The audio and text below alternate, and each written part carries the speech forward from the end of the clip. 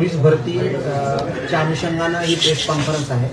ठाणे ग्रामीण जिल्ह्यामध्ये एकंदरीत 119 पदांची ही पोलीस भरती आहे।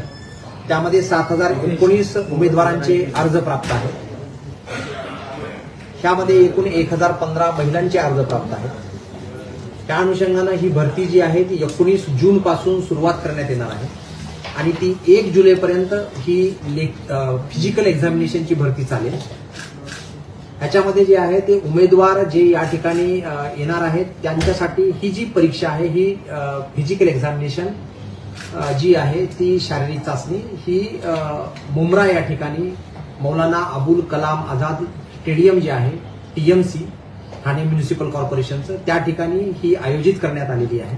त्या ठिकाणी सिंथेटिक ट्रॅक आहे, त्याच्यामुळे पावसाचा ट्रॅकवरती परिणाम होऊन विद्यार्थ्यांना उमेदवारांना त्रास होणार नाही या अनुषंगाने त्या ठिकाणी ते नियोजन करण्यात आलेलं आहे। यामध्ये आम्ही उमेदवार जे येणार आहेत त्यासाठी 100 मीटरचा जो ट्रॅक आहे त्या ट्रॅकवरती पण आम्ही चिखल पडून पावसाने चिखल होऊ नये म्हणून आम्ही त्या ठिकाणी पूर्ण वॉटरप्रूफिंग आम्ही त्याचं करत आहोत। त्याचबरोबर उमेदवार जर समजा मध्यरात्री आले किंवा पहाटे आले तर उमेदवारांना त्या ठिकाणी आतमध्ये आपण त्या ठिकाणी टेंट टाकून त्या ठिकाणी त्यांना बसण्याची राहण्याची त्या ठिकाणी आपण व्यवस्था करत आहोत।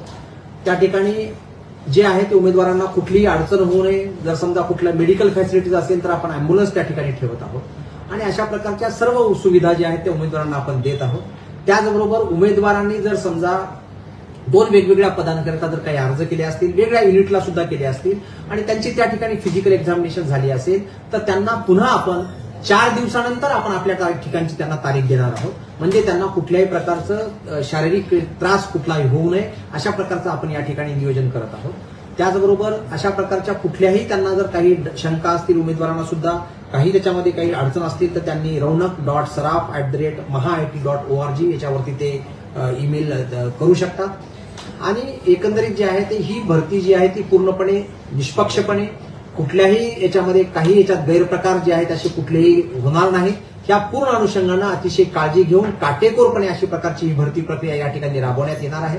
आणि त्या ठिकाणी मुंब्र्यामध्ये जे आहे ते महत्वाच्या रेल्वे स्टेशन पासून ते आम्ही फॅसिलिटेशन सेंटर करत आहोत।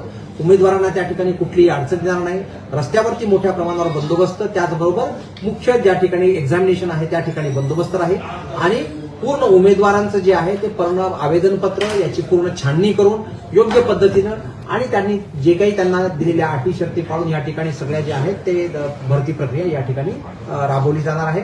त्याच्यामुळे सगळ्या उमेदवारांनी अशा प्रकारची कुठलीही काळजी करण्याचं काही कारण नाही, योग्य प्रक्रिया राबवली जाईल। त्याचबरोबर त्यांच्या कुठल्या शंका असतील त्या शंकांचं पूर्णपणे निरसन केलं जाईल आणि पावसाची मुळे अशा प्रकारची कुठलीही अडचण येणार नाही आणि जर समजा त्या ठिकाणी कुठली अडचण वाटली त्यांच्या इव्हेंटला तर त्यांचा इव्हेंट जो आहे तो योग्य त्यांना वेळ देऊन योग्य तारीख देऊन त्या ठिकाणी प्रक्रिया ही राबवण्यात येईल।